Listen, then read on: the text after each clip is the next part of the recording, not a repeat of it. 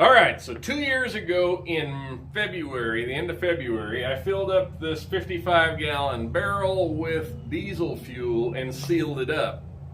And some of you may know from a little poll that I posted a few weeks ago that I cracked into it and started using it and asked y'all if you wanted to see a video on it. Well, here we are. Primitive conditions where it's been kept. That's important because it wasn't kept in ideal circumstances, right? It got hot out here. And one of the issues that I ran across because it got hot, I'll share with you here.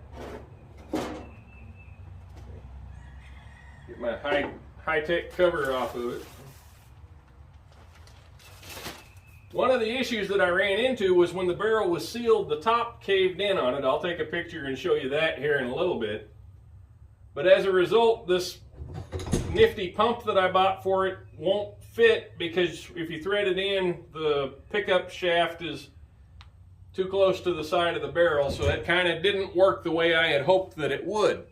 So I've been having to take it out of there in a can and transfer it over to my pickup truck. Now, that's how fat guys bend over. I had cut a piece of hose here for it and rigged it onto there, but it didn't really work real well. It tended to push diesel back out of the hose and was less than ideal. So I think I'm just going to do it the old-fashioned way with a fuel can, fill it up, and we're going to put that diesel into my 95 12-valve Cummins diesel. I can tell you that the first time I filled it up out of the barrel, I was a little bit apprehensive, so I mixed what I put into the truck 50-50 with brand new diesel, fired it up, and it ran no problem. So then when I topped it off the second time, I just used straight out of here. Now the truck is down about 350 miles since I topped it off, so I'm going to go ahead and put what's left in the barrel into the truck so that I can move the barrel and resituate for the refill. All right, it looks a little funny on the camera, but maybe you can make out how concave the top of this is. As a result, as I mentioned before, these bungs are drawn down at like a, I don't know, like a 12-15 degree angle, and I can't get this to mount onto the threads with the pickup tube installed, so it's kind of just not ideal, and we're going to have to work around it. So what I have here is an 8-gallon can. Well, it's a 30-liter can, which is, if you do the math by the numbers, is almost 8 gallons, right? And unfortunately, this pump that I purchased from Northern Tool leaks like a sieve and is not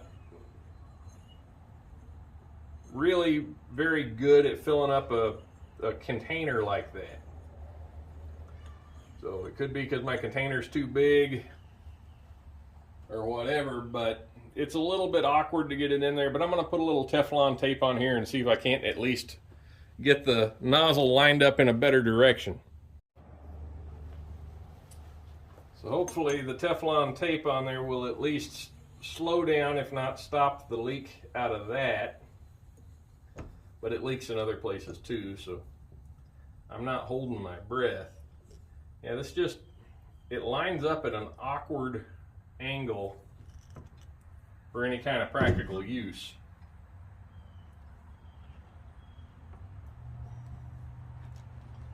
We'll see if that doesn't at least keep the nozzle out of the way of the pump handle.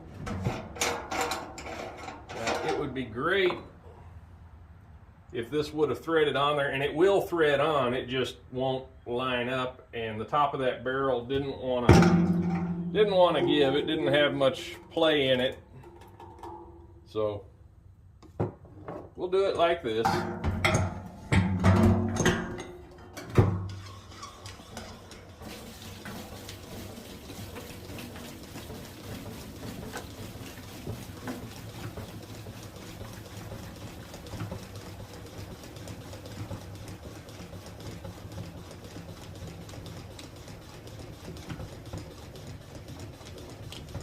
At least the Teflon does seem to be stopping it from leaking all over the place now. So there's that.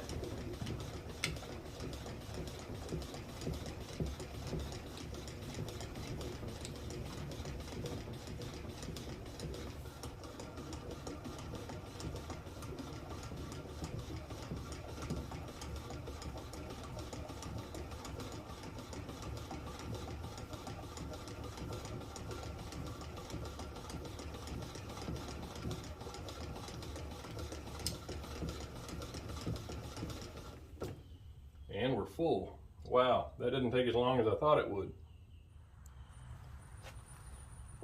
And the pro tech tip I'll give you is open the gas door on your truck before you get there with the heavy can.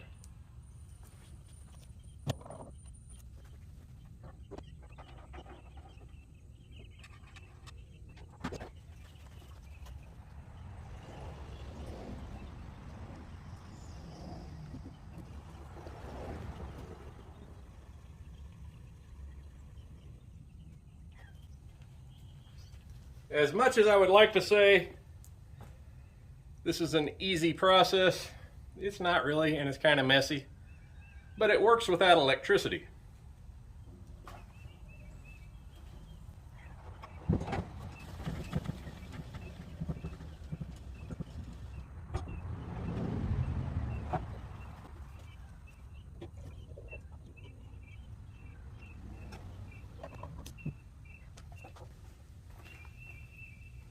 So that's one of the great things about the old 12 valves, especially if you keep your foot out of it, is I just topped it off with about 12 gallons. It had 340 something miles on the odometer since I had reset it. So there you have it. I mean, it gets really good fuel economy. Unfortunately, I wasn't able to get my drum empty, which I was kind of hoping I could empty it out today and move it. But at least we know that the truck's running on it good and it's maintaining good fuel economy. If you keep this, it's a 4-speed transmission on the truck, so if you keep your foot out of it, it'll get 24, 25 miles to the gallon. If you drive it like you stole it, it'll get about 16. So I try to keep my foot out of it as much as I can. But the great thing about it is, unless you're pulling something really heavy with it, it doesn't really affect the fuel economy that much. And as we've seen here recently, that old truck will run on old diesel that's been sitting around for the last couple of years. So I'll give you an update on it later after we finished it off and see if we have any issues, but so far it's been going pretty good. So how long will diesel keep? At least a couple of years. If you're going to store it in a plastic drum, just know that temperature conditions could cause the drum to deform and render securing your pump to it as a big headache. But if that's as bad as it gets, then I guess it still works. So thanks for watching. Take care. God bless.